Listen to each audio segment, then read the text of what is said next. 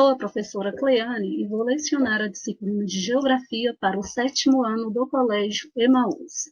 Pessoal, nesta aula eu vou iniciar com a correção, vai ser, a correção das atividades que eu deixei na aula anterior. Lembrando que na aula anterior nós estudamos sobre a matriz energética do Brasil e do mundo, nós estudamos sobre o processo de industrialização do Brasil, concentração industrial, desconcentração industrial brasileira, e impactos da industrialização no espaço geográfico. E nós estudamos ainda o que é energia renovável e energia não renovável. Será a correção das páginas 96, 97, 98 e 99.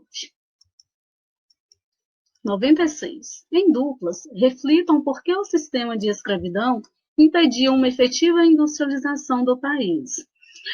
O Brasil ele se industrializou, gente, em função do acúmulo de capital devido à exportação de café. Neste período, final do século XIX, a mão de obra assalariada ela foi muito importante, porque tinha um mercado consumidor, as pessoas trabalhavam, tinham acesso a um salário e tinham condições de consumir os produtos industrializados. O sistema de escravidão ele impedia uma efetiva industrialização do país porque não permitia a formação de um mercado consumidor importante, já que a população escravizada não tinha salário e, portanto, não podia comprar os produtos fabricados pela indústria. 2. Porque a indústria é a atividade humana que mais modifica a natureza e o espaço geográfico. Cite exemplos. A indústria ela vai modificar esse espaço geográfico, a natureza, de forma rápida, gente? De forma acelerada. Como a gente pode observar, o Brasil, O Brasil ele começou a se industrializar de forma efetiva a partir de 1930 e essa industrialização se tornou mais intensa a partir de 1950. E esse processo de industrialização, neste curto espaço de tempo, nos mostra as grandes transformações que o Brasil passou, principalmente quando o Brasil deixa de ser um Brasil de população predominantemente rural para um país de população predominantemente urbana. Porque as transformações ocorrem muito rápido. Desmatamento, crescimento de cidades, represamento de rios para geração de energia, utilização de veículos automotores. A industrialização ela é acompanhada pelo intenso processo de urbanização, que é o crescimento das cidades. Página 97. Observe o quadro a seguir e depois responda as questões. O quadro, gente, é este aqui. Brasil, valor da produção industrial por estado. Apresenta algumas unidades da federação e outros, que são outras unidades da federação. O percentual de produção de 1907, destes anos, 1919, 1939, 1970 e 2014. Letra A. A partir de que período ocorreu a crescente concentração territorial na atividade industrial no Brasil? E qual período esta concentração atingiu seu auge? A gente pode observar que foi a partir de 1907. Desde 1907, vinha ocorrendo a concentração de atividade industrial em São Paulo, que nesse período produzia menos do que o Distrito Federal. No entanto, ao contrário deste, São Paulo seguiu concentrando a atividade industrial e atingiu o seu auge em 1970, ocasião em que esse estado dispunha de mais de 57% da produção industrial do Brasil. Letra B. A partir de 1970, quais foram os estados que mais perderam em termos relativos e quais os que mais ganharam em relação ao valor da produção industrial? Vamos olhar os que mais perderam. Pernambuco, de 1907 a 2014. Rio Grande do Sul, 13,5 em 1907 para 7,8 em 2014.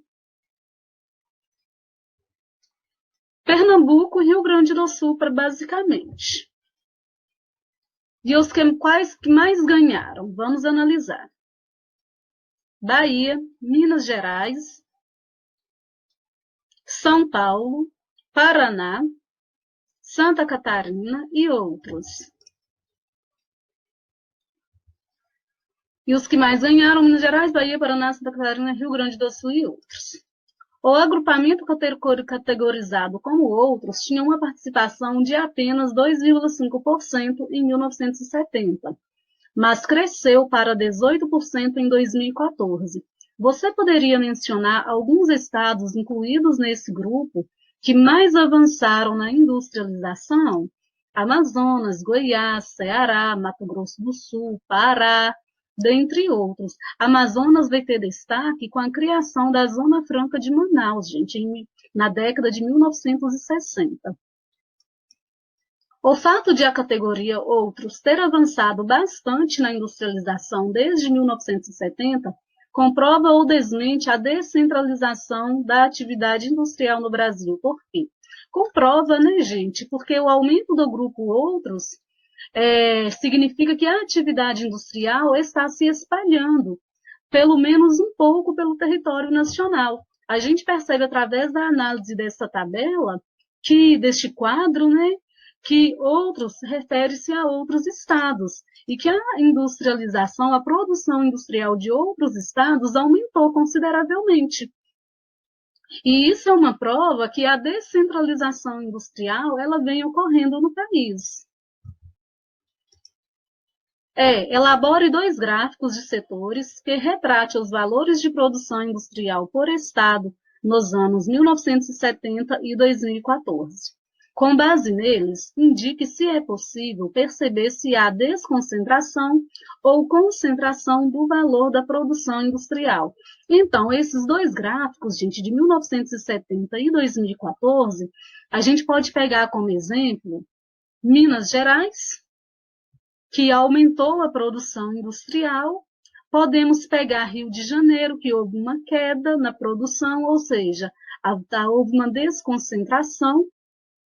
Podemos pegar São Paulo, especialmente, né, que de 57,2 em 1970 passou para 36 em 2014. Então, esses dados comprovam essa desconcentração industrial. 2. Leia o trecho a seguir, que trata da realidade vivida pelos operários no início do século XX em São Paulo. Cada fábrica tinha um aspecto fosco e hostil de presídio. Com seus guardas de portão fardados e armados, operários e operárias, submetidos a vexatórias revistas e a humilhantes observações quando não recebiam ameaças de toda sorte. Esse texto está falando das péssimas condições de trabalho que esses operários enfrentavam no início da industrialização. Eles trabalhavam cargas exaustivas, né, grandes cargas horárias, recebiam péssimas remunerações e ainda passavam por situações vexatórias e humilhantes. Letra A. Junte-se a um colega e conversem a respeito do trecho lido. Na opinião de vocês, essa situação vivida pelos operários melhorou ou piorou nos dias atuais? Eu pedi que podia ser feito individualmente, né, gente? A situação pode-se dizer de forma geral que melhorou, em função da legislação trabalhista e também de mais fiscalização do poder público. Porém, gente, ainda hoje existem muitas pessoas que trabalham em situações degradantes, que exercem atividades em péssimas condições, baixa remuneração, e, inclusive, exercem um trabalho de forma análoga à escravidão, porque trabalham altas carga horária, né, elevada carga horária, baixíssimas remunerações. Página 98. As indústrias geraram riquezas para São Paulo e para outras cidades do país, mas também trouxeram problemas. Um deles é o lixo industrial. Tem um texto que está falando sobre os impactos do descarte desse lixo industrial, falando inclusive da toxicidade desse lixo industrial e os males que esse lixo tóxico pode causar à sociedade e ao meio ambiente. Segundo o texto, por que o lixo tóxico necessita de tratamento especial? O lixo tóxico necessita de tratamento especial pela sua toxicidade, isto é, seu potencial de envenenamento, se atinge um curso d'água, se atinge o solo, se contamina o solo, né? Na sua opinião, o que acontece com o meio ambiente quando o lixo industrial não recebe o destino correto? Pode-se apontar que esse lixo vai degradar o meio ambiente, como eu já citei, né, gente? Esse lixo pode atingir recursos d'água, pode acabar poluindo o solo e pode causar muitos transtornos à saúde da população. 2. No Brasil, cerca de 96% das latinhas de alumínio são recicladas. Explique no que consiste a reciclagem e tente descobrir se no município onde você mora há postos de coleta e ou de reciclagem do alumínio. A reciclagem permite que um produto já usado volte a ter utilidade, por meio da aplicação de um processo industrial. Assim, contribui para reduzir o consumo dos recursos naturais e, por conseguinte, para diminuir a sua degradação.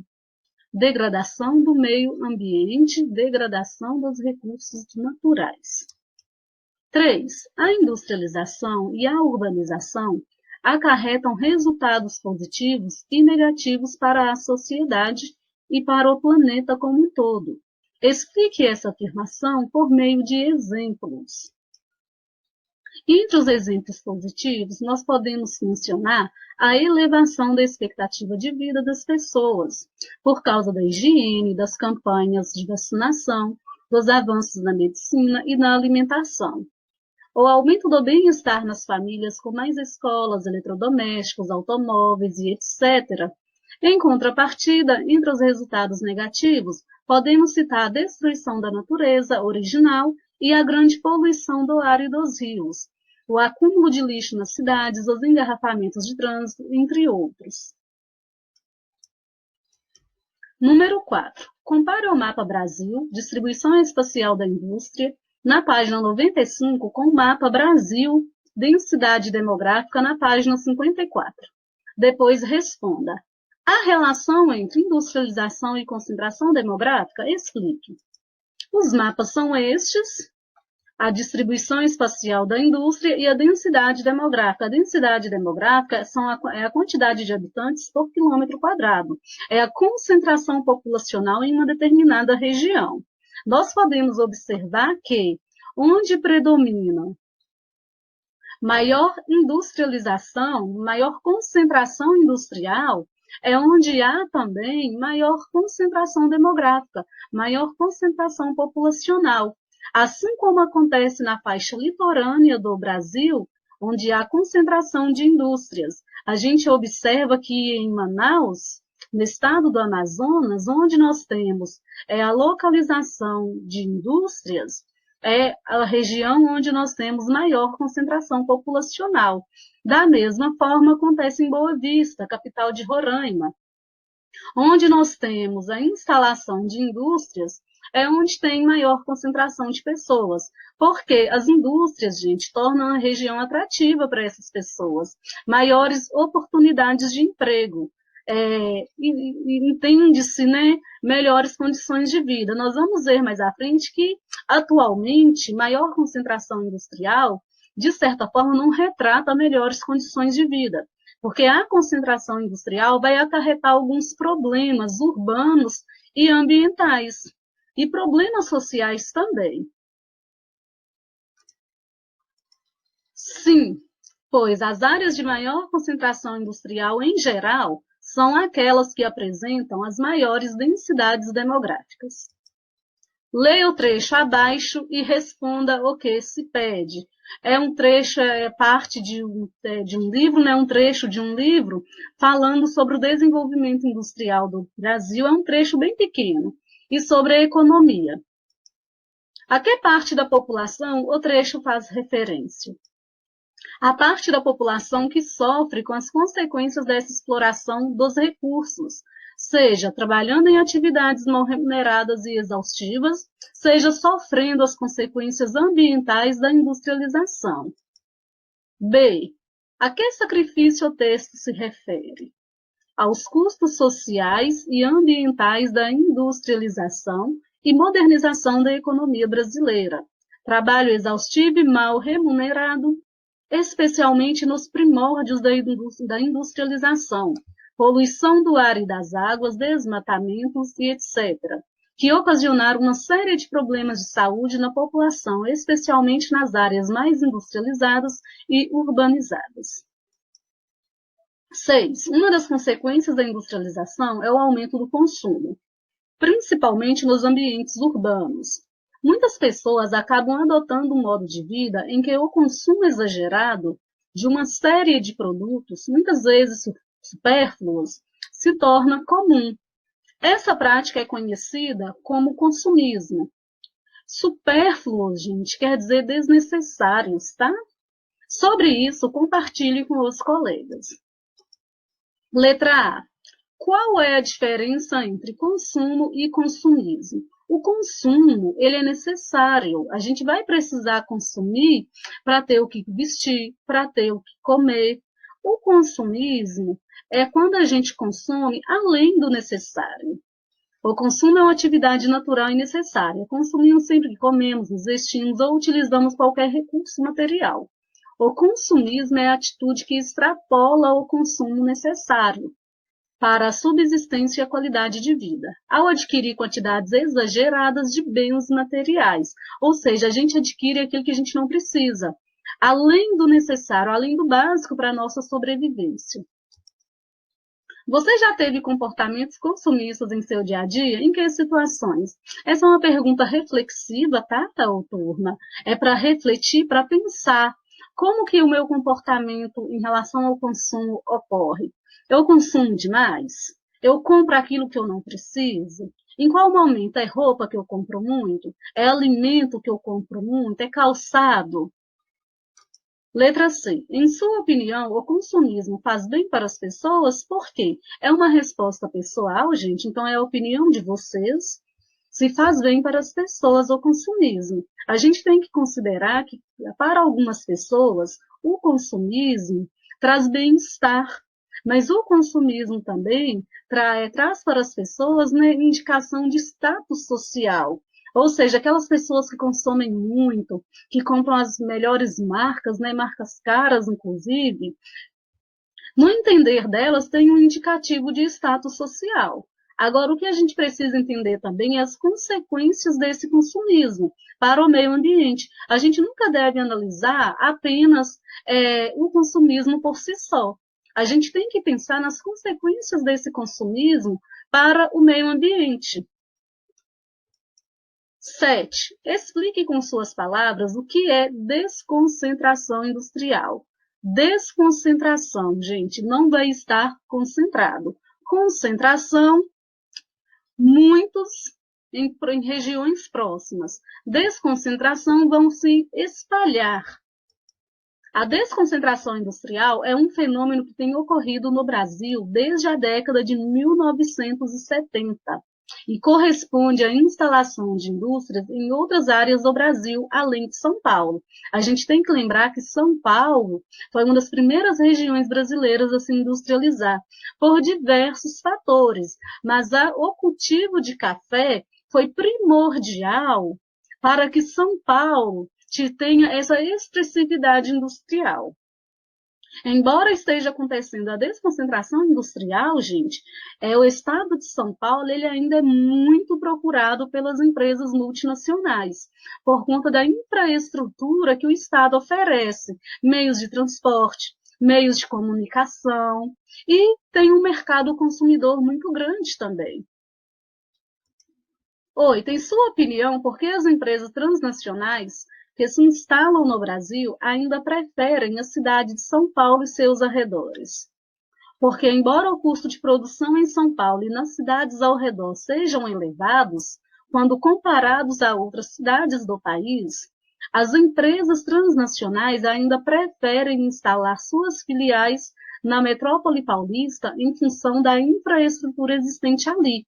E também porque grande parte dos bancos e instituições financeiras localizam-se na capital paulista. Além disso, a região metropolitana tem um mercado consumidor bastante atraente, com mais de 20 milhões de habitantes, ou seja, muitas pessoas para consumir aquilo que é produzido. Em sua opinião, a desconcentração industrial prejudica a economia do país? Por quê?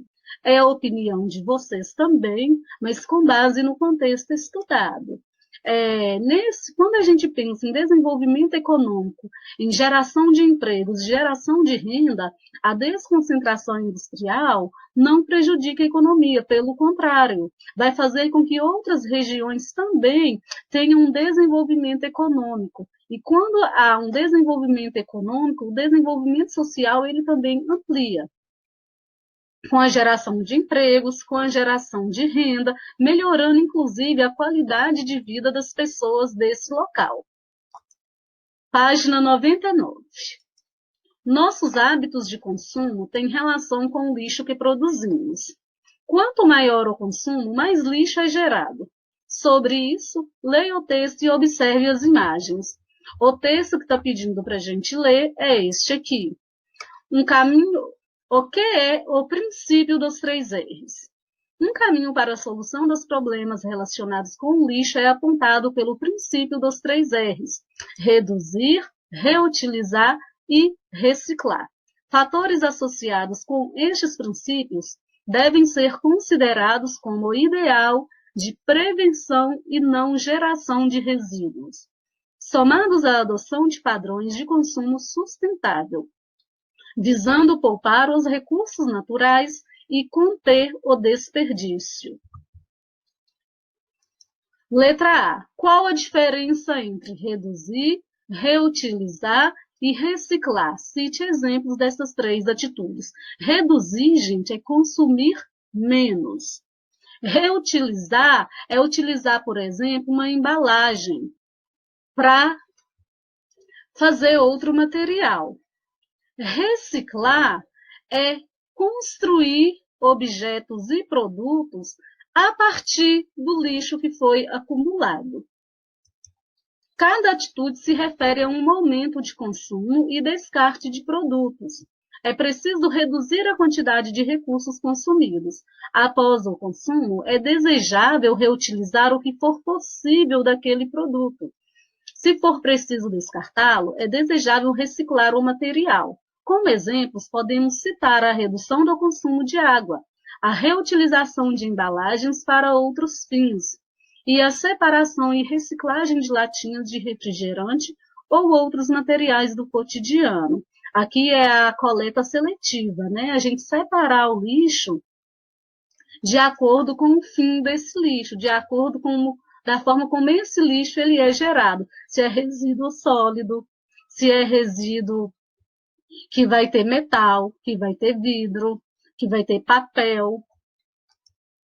Em seu dia a dia, você costuma colocar em prática estas atitudes? De que forma? Também é uma questão reflexiva para pensar o que a gente, no nosso dia a dia, no nosso cotidiano, o que a gente pode fazer para colocar em prática os 3 R's. Letra C. Como seria possível praticar os princípios dos 3 R's na sua escola?